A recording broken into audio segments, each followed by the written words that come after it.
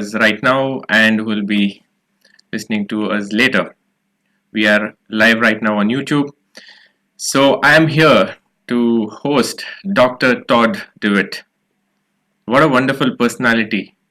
While I was reading his biography, he's been appearing in almost too many websites that I searched for. So I could probably look at his life as a book itself. So I will keep his introduction really short because he's done some amazing work and work to make difference in individuals and to make the world better. All of us tell us to people he's genuine, and if he's genuine you can trust him. And today what we are going to talk about is authenticity, and this is the topic which I have been craving to hear. And we have the best man with us today, and I would like all of you to give your best 60 minutes from now so that we can learn and ask the questions which can help us grow and be that individuals will be trusted in and around us. About Dr. Todd, he is a global keynote speaker, best-selling author, LinkedIn learning author, leadership and authenticity guru, two-time TEDx speaker. That's been my dream on TEDx. And he is also best-selling leadership author, educator and professional speaker.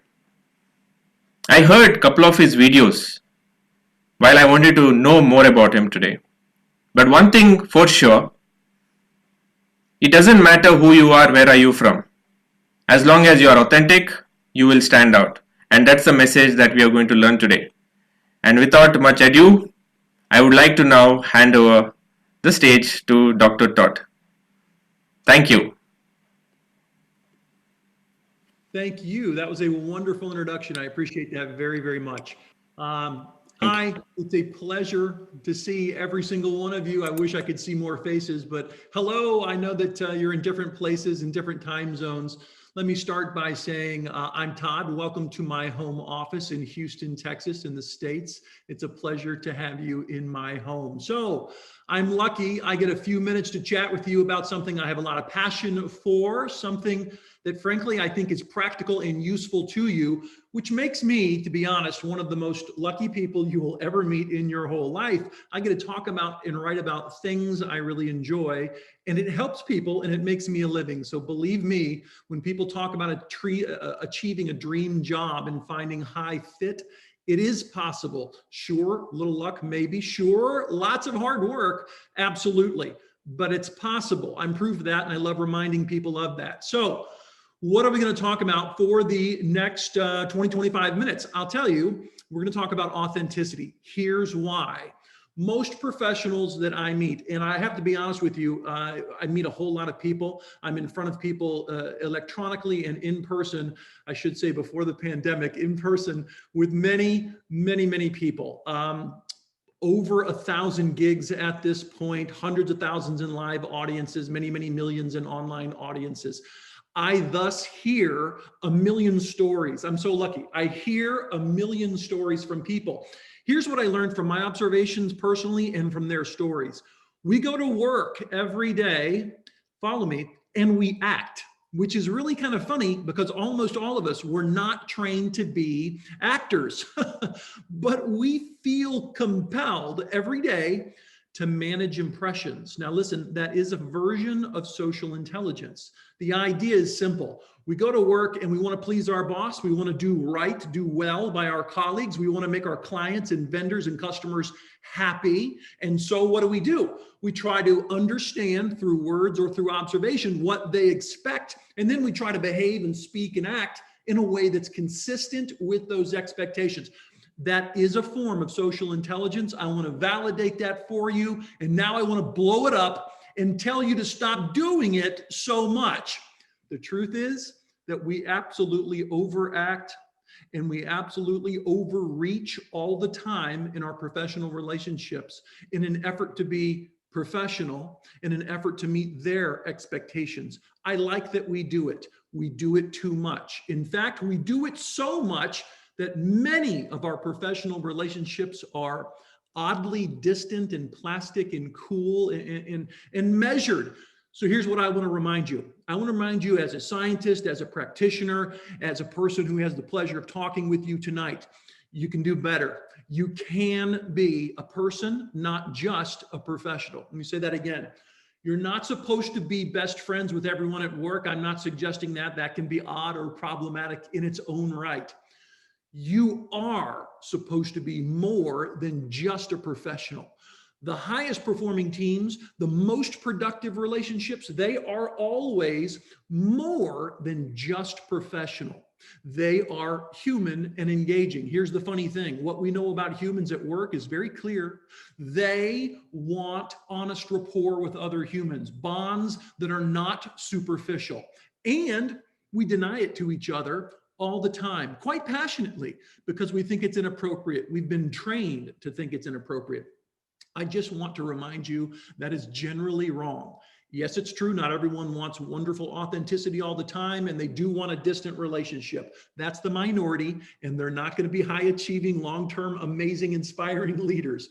The most productive, interesting, heartwarming people you'll ever meet professionally understand this is a characteristic we need to gain a little more understanding of and a little more comfort with.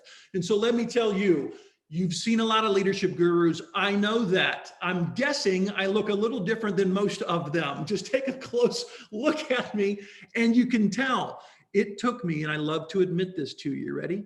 It took me many years, I'm talking 25 plus, to go through my journey of conforming full-time for all the right reasons, managing impressions, social intelligence, etc. For all the right reasons, to finally, slowly building up expertise and letting my real self out so that I can be less filtered, less of an actor, more of an honest, real human being, which, believe me, almost always leads to more rapport, which is the basis of trust, which means stronger, more productive teams. That is the way this works. Now, for me, I'll be honest, I was in my 20s, I was wearing a very expensive suit, and I used to wear white shirts and ties.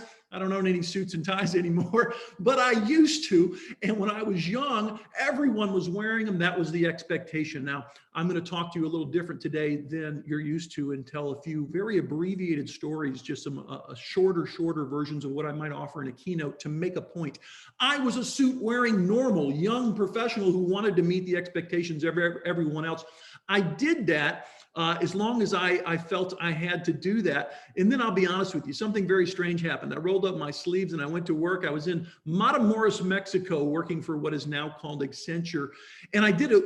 I really hit a home run. I'll spare you the details, but I was asked to help a team make some breakthroughs. And we actually did. And it had a little to do with me and a lot to do with some people I was working with. But together, we just really killed it. And the client was so happy and my boss was so happy. And I knew I was going to get a promotion, which I'll admit to you, I really wanted. It was going to be my first promotion as a young professional. And I got back to the States when the gig was over, knowing that promotion was going to happen.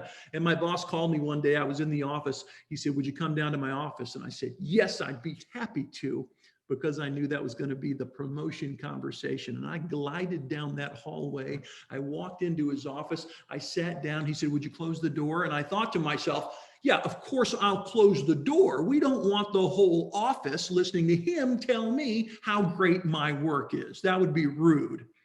So I shut the door and I sat down, and he looked at me and said something I will never forget. Forgive my French, but I'll quote him. He said, "What in the hell is on your arm?" And he pointed, you can't see it right now, it's up here, but he pointed to a snake that wraps around my arm and it comes out just below the elbow. It was at the time the most visible tattoo that I had. And he said, "What the hell is that?" Listen carefully. You know what, Todd? He cut me off. I don't care what that is. I care that the client saw it. I care that they made comments to me. They questioned the quality of the talent we hire because you're apparently not smart enough to cover up those ridiculous tattoos in a professional environment. That's what he told me. And he didn't ask for my input, and he didn't care what I was thinking. He said, "Listen, you're going to grow some social intelligence right now. I don't want to see that ever again in this office or at a client site. Do you understand?" And I felt about this tall. And I felt like I was melting. And I said, yes, sir, because it was the only honest, useful thing to say. And I didn't have any power. And I said, yes, sir. Now, fast forward, that happened. That hurt. He ripped me this way and ripped me that. I thought I was getting promoted. Oh no, I was getting in trouble. You ever been there where something happens you didn't even see coming? Fast forward a couple of years, an old friend of mine was coming through town. I had left consulting. I had become a professor. I'd earned a PhD, and I'd started doing a little outside work, building a brand, trying to look forward to a day I could do talks like this with you all the time. And I got a call, old friend coming through town. I met her late that day. I was very excited. I had a gig at a corporation on stage, and then I had to teach a class, and then I ran to lunch, and I saw her. I hadn't seen her since high school, and we were young in school together. That's a unique friend. That's someone who knows all the weird, silly, probably unacceptable things you did when you were young. You can't posture and manage impressions too much with a friend like that. We saw each other and we hugged like old friends. And at some point, she just started staring. I was wearing a jacket, and that's what she was staring at, a nice suit coat, because after Matamoros, when I got ripped, I started looking like an adult, and I was wearing a jacket everywhere, not just a shirt and tie, but I put the jacket on and I kept it with me all these years because it made me an adult and acceptable to people, and no one questioned me. And I went to lunch with her, and I'm wearing the jacket, and she started staring at it and looking at me. And finally, she just started giggling. And I said, what are you laughing at? And she's looking here. I'm like, do I have food or something, right? She said, listen, man, you know, and I know that you're just about the most casual guy walking around planet Earth. When did you decide to grow up and start wearing all this adult clothing? And I told her the story about why I'm wearing the jacket and how I got ripped in Matamoros, Mexico by my boss. And she politely looked at me and listened to me. Long story short, she said, maybe I appreciate why you did that at first, but I don't think you should do it anymore, because I know the messages you're trying to share with people. And if you want them to listen, you got to be the most real version of you. And I said, yeah. She said, yeah, take off the jacket. That's my advice. Take off the jacket, roll up your sleeves, and intentionally show your ink. That's what she told me to do. And I told her that's not going to work. I know organizational life around this planet, they're not ready for that. And she said, it's going to work. Do you know why? And I said, why? And then she said something that changed the course of my career. She said, don't ever forget this. People like real. As a scientist, I knew that to be true. As a person, apparently I wasn't yet living that. Listen, you want to talk about success in your career? Relationships are everything. And if you want them to truly be maximized for you, for them, for the team, for the organization, you can't be a full-time actor. We're all going to manage impressions, but you're supposed to do it this much, not this much. Because when you let down your guard, pull back the curtain, and be a little measured, a little less filtered, a little more real, a little more authentic, like she told me to do, most people will appreciate that, will feel validated by that, will reciprocate that, and then a bond starts that otherwise would not have existed. That's where trust begins. That's where rapport sets in. That's where principled, smart risk-taking starts. That's the foundation of innovation, if ever there was one, and it doesn't cost you a penny. You just have to be a little introspective, honest, and willing to do what she told me to do, which is to be more real. 3 ideas for you in our short time together today. Number 1, if you want to care about authenticity, really, you just have to learn to show your ink or find your own version of that. What's the slightly more real, unfiltered version of you? Second idea, you ready? Stop hiding all of your imperfections full time. So many professionals that I meet, and I get to meet a lot of them, really want to manage impressions so much they never talk about their mistakes. Listen. There are only a few things that truly make us all human and similar. One of them is that we're ridiculously imperfect. We make errors, we make mistakes. Sometimes we're involved in flat out failures that hurt, that we're not proud of, that we're embarrassed by. Fine, that's normal. That makes you a part of the human family. Why do you have to deny it so much full time? I'm telling you, if you will think about, stop hiding in the back of your head, think about, maybe even talk about, write about in your journal, talk to your coach, your mentor, your close friend, your family members. Small amounts. I'm not saying you're supposed to talk about your imperfections and screw ups every day, all day. That makes you strange. Don't do that. but you're not supposed to ignore them full time, which is what most professionals do. You're supposed to find 2, 3, 4 times a year where you bring it out in the presence of others and talk to them. I'm going to give you one very quickly now because we're on a clock today. So here it goes. You want to know why I enjoy speaking and I'm able to do it at a high level on a whole lot of stages around this world? Well, there's different reasons for that. The best reason is because about 15 years ago, I stood in front of a very large corporate audience for a company some of you might have heard of called State Farm, a very large insurance firm. There's about 500 people in the audience, lots of lights and cameras. It was my first big gig with a brand name firm and a big fee, lots of attention. I was excited. Look at me, I've arrived. That's what, excuse me, that's what I thought. And then the gig started and I started to do something you should never do. I acted like a professor. That's not for the stage, folks. I used big words because I can. I used slides that were dense that no one could read. I did everything wrong you could do, including turning my back to read my slides. You should never do that. I didn't know better because I thought I was a real pro, and I guess I wasn't. And that audience tuned out. They didn't care. They seemed very uninterested. And I saw that, and it was weird, and it was embarrassing. And I looked at my watch like, I want to go home. How much more time do I have? I got 45 minutes to go. What do you do with that? I don't know. I can tell you the punchline to this long story that I'm only giving you a little preview of. The punchline is that it hurt badly to be reduced to, well, a not so interesting person in front of all these people who were paying to hear me pontificate. But if you're smart, and I know you are, you'll get over that pain faster, not slower, but faster and faster every time little setbacks happen. And you will choose, because everything in life is a choice. You will choose to use it as a learning catalyst. Because I stood on stage and failed miserably, I then knew I had to become a student of speaking, not just a naturally pretty good speaker. And I spent hours and hours, like a good learner, watching video on YouTube and elsewhere of all kinds of great speakers throughout history. And I took notes and I watched their video. And then I watched video of me and I cried because the gaps were clear. And I took notes and I tried. Every time I got on stage after that, every single time I adopted my own version of something those greats taught me. And I got a little better and I got a little better. And today I get to do versions of this full time around planet Earth. And I'm grateful for that. And there's lots of reasons, but the best reason is that I stopped hiding from my mistakes and I chose to start using them as catalysts for becoming better. And now you know you're imperfect. I'll tell you a secret. I know you're imperfect. So what? The question is not whether you're imperfect. When you think about success, the question is, do you want to be among the most proficient learners out there? That means using all those setbacks, mistakes, and errors as beautiful fuel for getting deeper insights about yourself, for changing how you're doing what you're doing professionally, for making you better.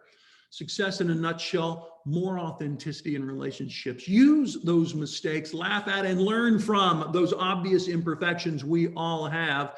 Last one, listen, as you go through this journey, you're going to face challenges. Sometimes you're going to try and act on the advice I'm giving you, and it's going to go very well for you, and that makes me very happy. I can't wait to have an email telling me all about it later. Sometimes it's not going to go well. Someone won't understand you, won't like authenticity, and maybe will push back in some fashion. Fine. That's a normal part of the learning process of you trying to reach out and grow differently around other people. That's normal.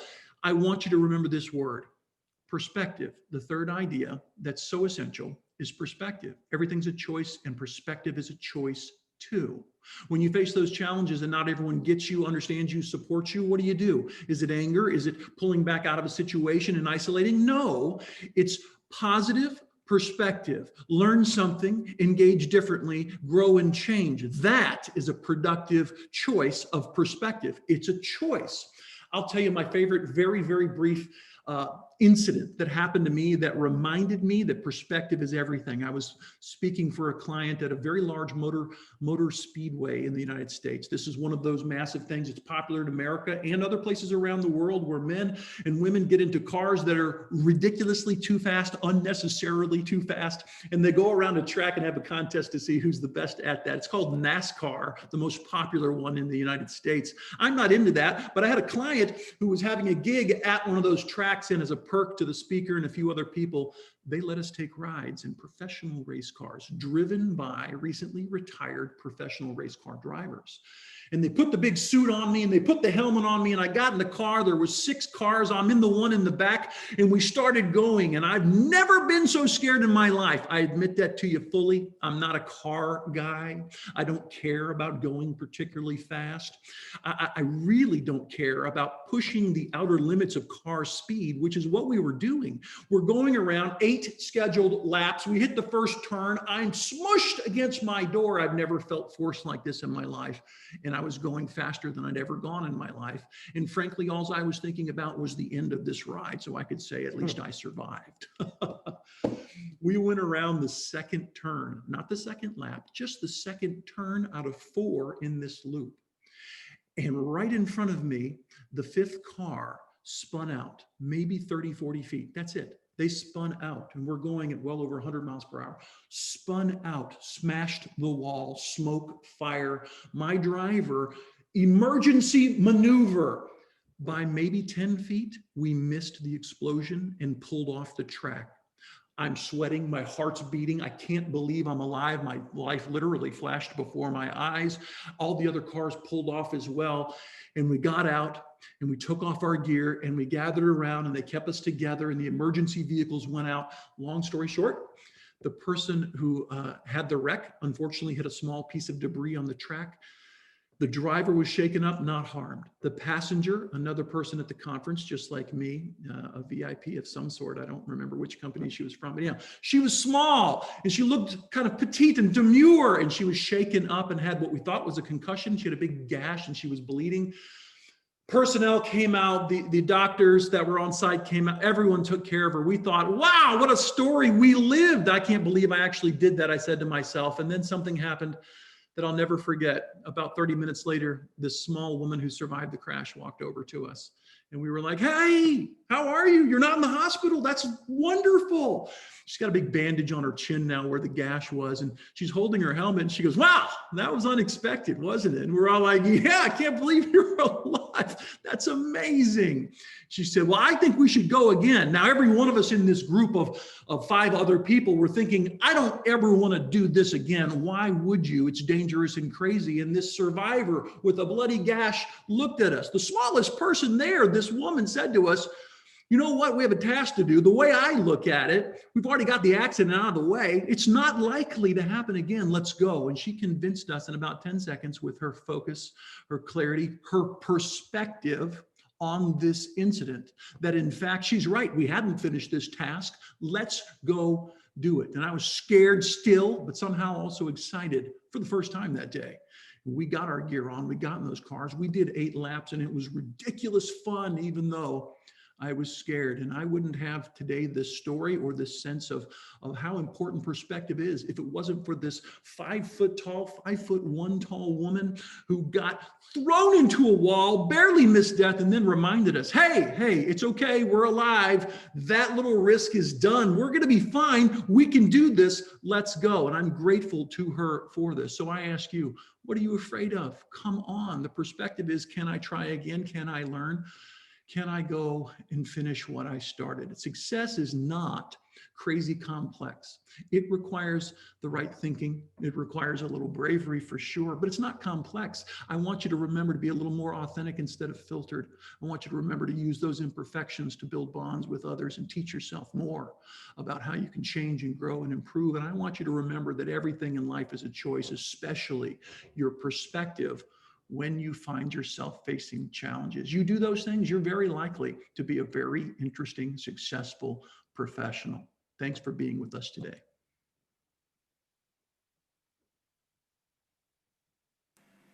Wow, that was something to take hope today. not something, but a lot. I would request everyone to give him thunder of applause wherever they're sitting, although they would not see him. But that was a story. Thank you so much. My pleasure. And it appeared as if you are speaking to me. Your eyeballs were staring at me. And I have never seen any speaker as focused as you were. Thank Very you. Great. Okay, so I have few questions, and I invite the audience if they have any questions to post it in the chat box so Renira could pick those questions. Um, Dr. Todd, you narrated your story uh, from you were at age 20 and how the world perceived you and your first job and how that gig started. And you narrated everything which is against the norm, a corporate norm, and something that really takes really brave courage like a gladiator to stand out there. And I have been told, or this is something that I always been telling myself, fake it till you make it. Fake it till you make it. The clothes that you choose to wear, the people that you choose to be with, sometimes it's a lot of a fake. And how would you face the truth for those who believe in fake it till you make it? Well, it's a great question. I don't think that fake it till you make it is a great strategy, and I do not think it's also wrong because managing impressions is required in organizational life. The question is, can you reduce the ratio between managing impressions and faking it in different ways versus being authentic and real and having your more unfiltered voice heard? The question is, how do you tilt the balance to where you're managing impressions this much and being authentic this much, which is the goal, because no one's ever fully unfiltered full time. That's rare beyond words. And in fact, probably would get most of us in trouble if we had zero filters at all. But you do want to shift the balance of the managing impressions towards more real authenticity. And there's a secret here, and it's not sexy, but it's practical. And I love sharing it because it's the best answer I've ever come up with. You need to figure out how to be great at what you do. The millennials, and especially my friends in the Zs that are up and coming and taking over, don't always love this answer, but it's true. Figure out on the tasks side how to be absolutely excellent, not meets expectations, but in fact, a 10%er or a 20%er, meaning consistently among the high performers, and everyone knows it. If you can figure out through hard work and task side dedication how to be that strong with actual work, it's amazing the latitude people will give you on the social side of the equation to be a little more raw and unfiltered and honest, even when you're not supporting whichever norms might be common in the group. So for example, I'll pick on people in the ivory tower. My last career was as a professor. And when you're in academia, you know what? The coin of the realm is publishing, research, and teaching students, most important coins of the realm. And if you can do those things, no one cares what you look like at all. Shave, don't shave. Blue jeans, sure. Tattoos, who cares? That's all they care about. Corporate life is a little more difficult. We know this, but the rule is still the same. If you can figure out how to be value added on the task side at the highest level, always among the high performers, it's amazing how much more latitude you will earn to be almost as eccentric as you want to be. I believe that. I stand by that. Brilliant. I love the analogy that you used of value add. Add value, be a high performer, and that will give the latitude. Thank you so much. And that rings another bell to me. During your conversation, you mentioned about being imperfect is okay. And also you mentioned that using mistakes as a catalyst to change. And I kind of like it a lot. And I resonate with myself because I look at where I have made mistakes. But people around, they are not aware where they are going wrong, what mistakes they are doing, even while speaking, even while they are greeting, even when they meet other people, they are unaware. So, so for those people, how they can take the opportunity to use this as a catalyst for change. It's a brilliant insight, first of all, and it's very true. There's our imperfections we're aware of, and then there's our imperfections we are not so aware of. So the answer, my answer to your question is that feedback seeking behavior is really important. Feedback seeking behavior. And what that means is, number one, you have to acknowledge, and this is tough for some people, you ready? You have to acknowledge that you view yourself differently than others view you. That's painful for a lot of people. The question as to whether or not you want to be a high performer is whether or not you can reduce the gap between your self-perception and others' perception of you. So that leads us to feedback seeking behavior. Whether you're talking to one key colleague who watched you give a presentation at a conference, or whether you're talking to a mentor who you see once a quarter in some coffee, I don't know. You've got to ask someone who has insight into you as a performer, someone who will be candid, not just nice. That's not helpful usually in terms of feedback. Someone who will be candid and articulate to tell you maybe what you don't want to hear. The high performers that I've had a chance to go help and watch over time, they know they're imperfect, and it only bothers them this much compared to most people. And they've developed the habit of occasionally, not every day, but once a quarter, 2-3 times a year, they've developed the habit of going to find someone who knows who they are. They ask a question about how they're doing, then they shut up, which is hard for some of us to do, and they listen even when it hurts, because when you reduce that gap based on others' perceptions, you get a whole lot closer to understanding real imperfections, and only then can you think about how you can change them and maybe use them. Amazing. Thank you so much. Having feedback seeking behavior can change the game for people. This is an excellent tip. There are many questions running in my head as I speak.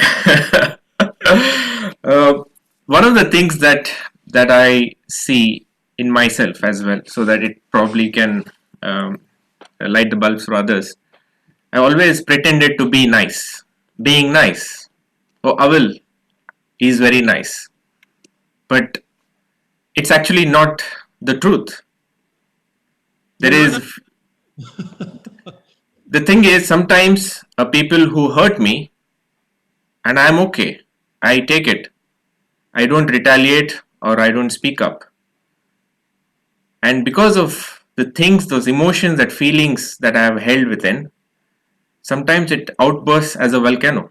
And I wait until that moment.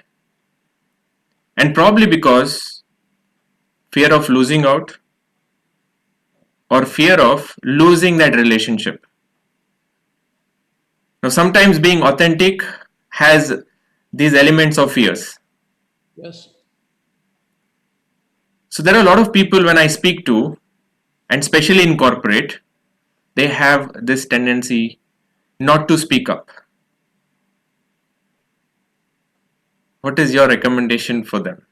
Well, first of all, you're absolutely correct. It is not a risk-free proposition to be more unfiltered and authentic. And it makes me an honest broker for having to address this issue, so I'm glad you brought it up. The real question is how you value genuine relationships. It's true for your friendship circles. It's true for your professional associations and networks as well. Would you rather have 1,000 connections and you're going out of your way to be kind, never speak up when you feel that you should, and other things to maintain the connection in your network? Would you rather have 1,000 of that variety or 10 that are no BS, honest, less filtered instead of more filtered, authentic instead of impression management? I can't answer that for you. I can tell you what I think for most people is a better answer, and that's to lean towards the smaller, more real. I call it a tribe sometimes when we think about, for example, social media, a smaller, real group of people. Let's use the social media as a metaphor. People go out there now and they can pay for all kinds of likes and connections. They can have armies of paid people to get you more likes and connections. Great. Now you've got way more likes than Todd. Okay, wonderful. I may have a smaller pile than you, but guess what? I got mine organically doing what I'm doing right now, trying to connect, say hello, and add value to people, which means that every one of my connections is straight up real, gets me, wants to be a part of this, and it's a reciprocated, value-added relationship. It's smaller, but so much more robust and productive. Which one do you think sounds better? Well, obviously the latter one, the smaller, real one. Here's the surprise part of this answer. When you take that approach and you get a real base of connections because you're not afraid that some people won't like the authentic you, you end up attracting more people who feel like you feel, think like you think, and then your base grows. So it actually becomes a growth strategy. I like to say in the first year of trying to listen to the types of things I'm talking about, you might have a retrenchment of some sort in your professional network that happens as you try to get more honest and unfiltered and authentic. That is a predictable outcome. It shouldn't be bad if you're measured instead of crazy unfiltered. If you're measured, it's not going to be like you lose 2/3 of your connections or anything like that. But a step back, that wouldn't shock me at all. Long term, it's still a growth strategy because no one is connected to you just because. People are connected to you because it matters. So I would say to you, yes, some people won't like that. Some people won't reciprocate. That's okay. It's the professional version of how you counsel people when they're dealing with their friends. Hey, guys, sometimes there are people in your life that you have to cut out. I hate saying that, but I won't shy away from saying it. Sometimes there are people in your life that you have to cut out. You have to protect your positivity. Now, I don't want you blind. I want critical feedback like we've talked about, but I want positivity and kindness and all these things that we always espouse as values. And I don't want excessive, horrific negativity. And you got to cut that out. Well, guess what? Some version of that probably makes sense in your professional life. It's a hard thing to say, and I don't want you to tell me, you're not helping me and I don't want you in my circles anymore. Never tell anyone that. But you might back away from them and stop investing in them as much as you try to shift to more value-added and authentic connections. Thank you so much. You have been adding value to every question. And I feel I'm losing out of questions now because some or the other is connecting the dots to already that you have answered. But one of the questions that I have is fear of judgment. From childhood, the community, the upbringing, social status constantly only talks about this is the way things to be done. This is how it has to be done. And you are bound to be in that circle. And we choose to be in that circle because of how our circle of influence is. Sure. And this judgment haunts many out there. Yep. Any message how we can kill that fear of judgment? Well, you never fully, it's a great question. You never fully kill it. You can learn to look at it far more productively. And culturally from the United States, we're crazy and expressive types of people, as you know, and our cultural norms, for example, trying to please the family is important here, but not as powerfully important as it is in other countries. And as you know, there's many cultural norms in the country. Having said that, those who are afraid to truly be who you are, whether you are gay, you want to be in a relationship that your parents wouldn't approve of, maybe you want to be in a vocation that your dad was not happy about, who knows what it is.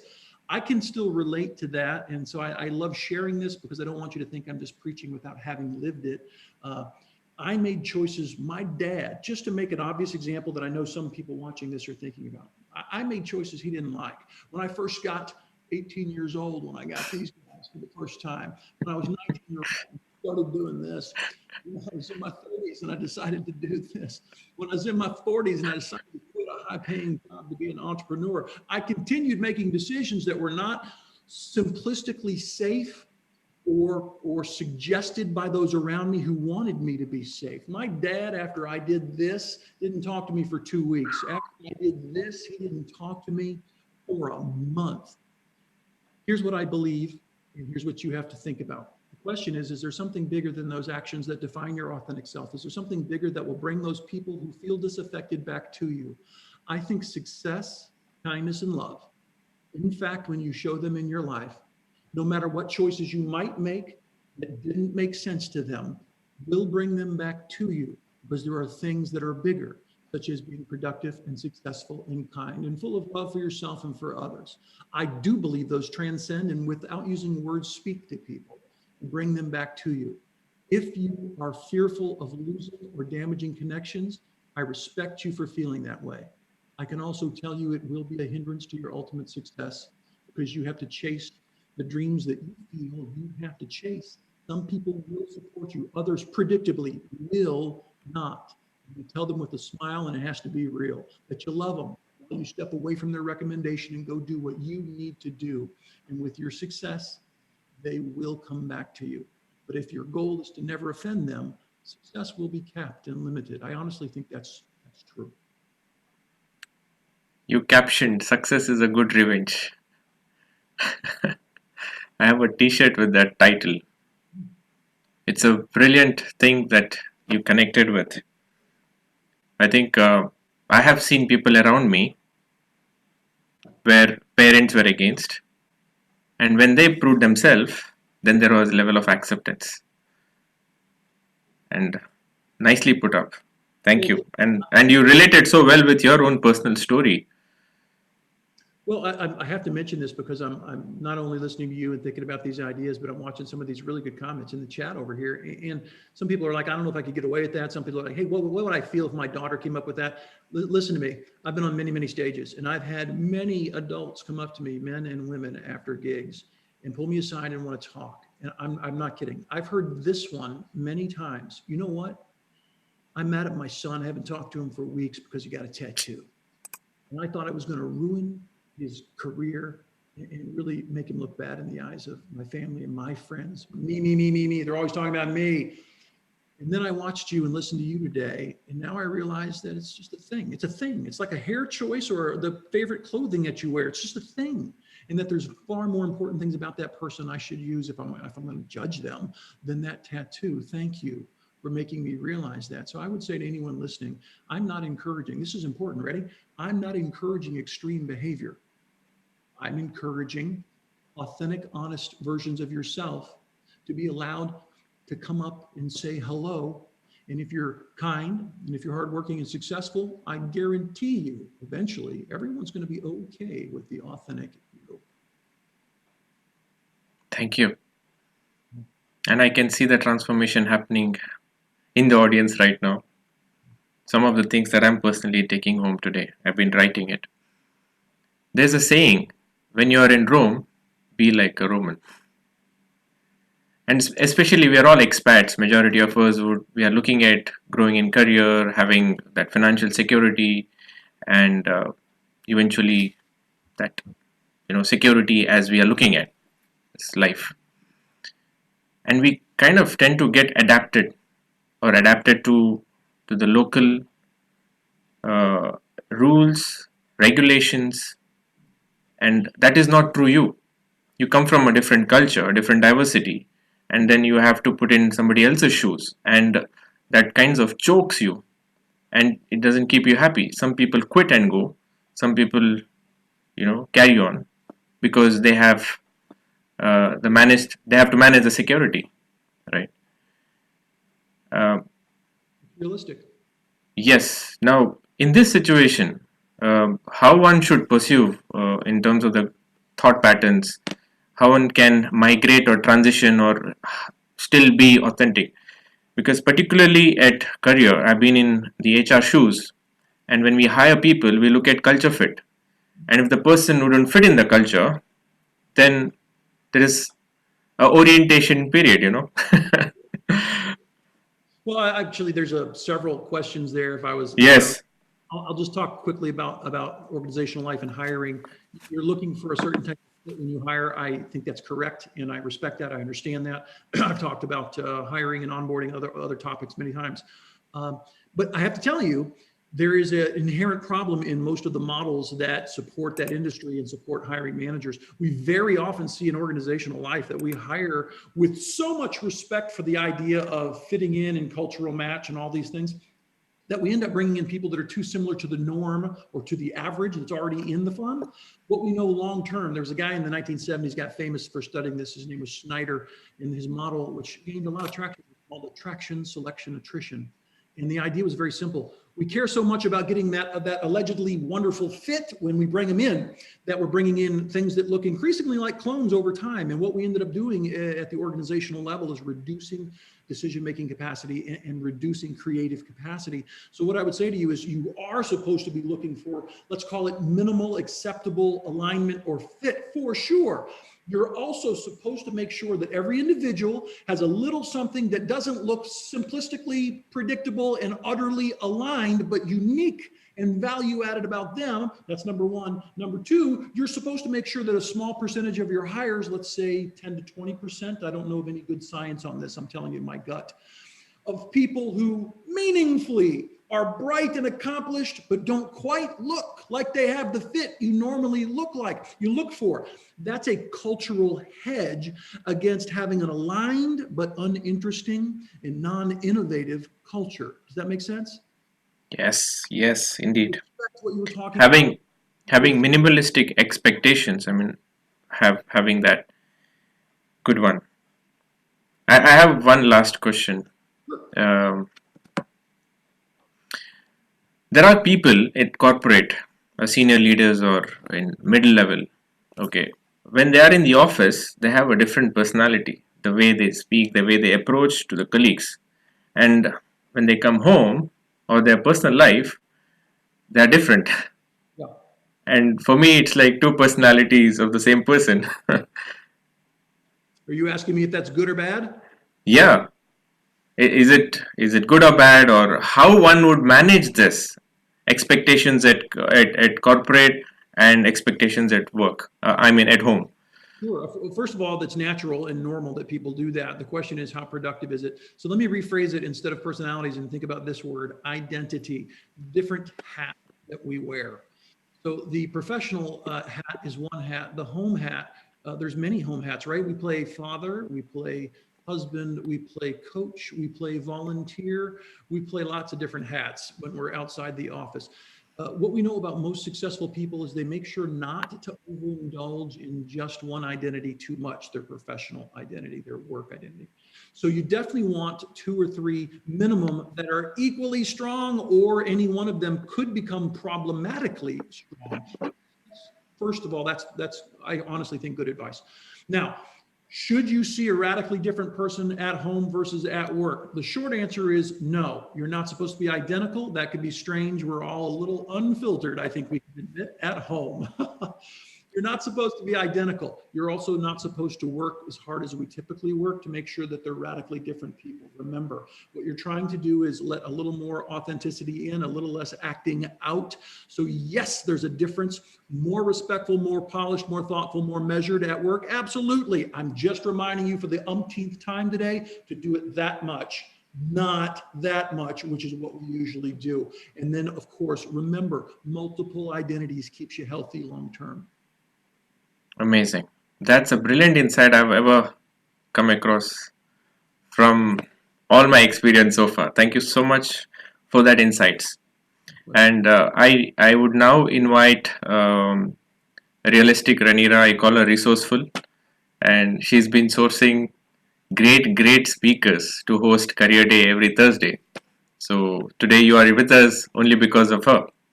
And thanks for sharing your insight, your personal stories, and commendable storytelling techniques. And also, I learned one great thing, that you improved by looking at other videos, other great speakers, and that is something which I take back today. So, Ranira, do we have any questions from the audience? Yes, we do have 4 to 5. First of all, I would like to thank Todd. You've been so informational, so educational, and I am so glad that you did this topic on authenticity. People are scared to come out there and be themselves. I've always been known to be very blunt and very upfront, and they always told me to be diplomatic, coming from the background that we're Indians, and we are very limited to what we're supposed to be, how we're supposed to sit, and everything like that. And I always went against the wave, and I'm so glad that I'm one out of those who does not really listen to the others. We do have 4 or 5 questions from the audience. The first one, just all right. The first question is by Ram K.